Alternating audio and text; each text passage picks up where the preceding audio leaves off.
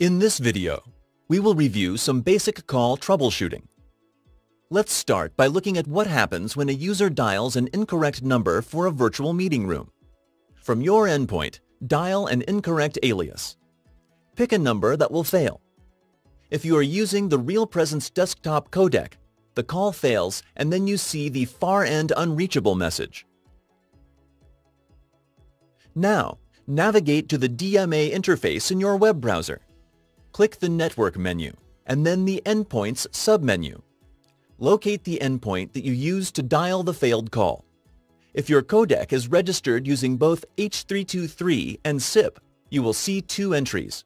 Highlight either listing for your codec and then click the View Call History action on the left side of the interface. This takes you to the Call History menu and filters for the selected endpoint. Highlight the entry for the failed call using the dial string column. If you do not see an entry for the failed call, navigate back to the Endpoints menu and select the second listing for your endpoint. Once you find the correct entry, click the Show Call Details action item. The Call Details window opens. Under the Call Info area, the final dial string entry shows Unsolvable Address. Select the Property Changes tab. Here, you can see the reason for the rejected call. It states that the dial string could not be resolved to an address.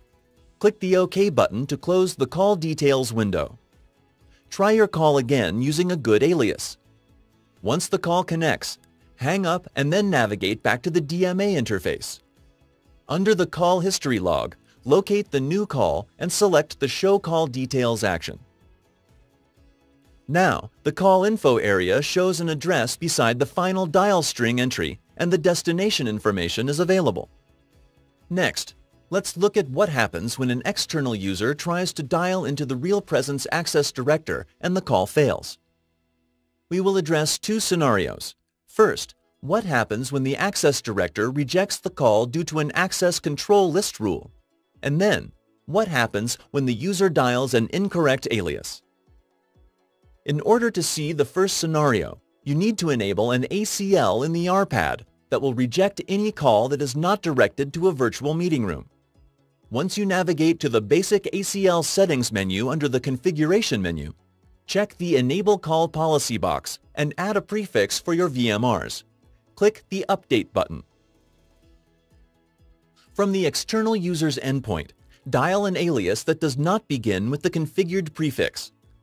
You get the Your Request Was Rejected message. Navigate back to the RealPresence Access Director. Select the Diagnostics menu and then the Call History submenu. Click the Search button on the right side of the interface. Locate your call based on the destination column. Highlight your call and then select the Show Call Details action. Click the Call Events tab. The last event clearly states that the call was rejected based on an Access Control List or ACL rule. Click the OK button. Now we will look at the second scenario where the user dials an incorrect alias. Go back to the basic ACL settings menu and uncheck the Enable Call Policy box. Click the Update button.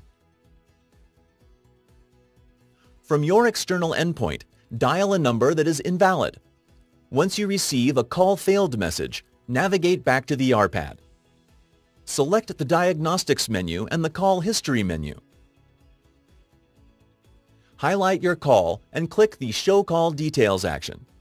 Once the Details window opens, select the Call Events tab. Scroll to the bottom of the window and you see the Unreachable Destination message near the end of the list. Be sure to try these same steps with a successful call to become familiar with the call details when your calls work correctly. This concludes our review of basic call troubleshooting.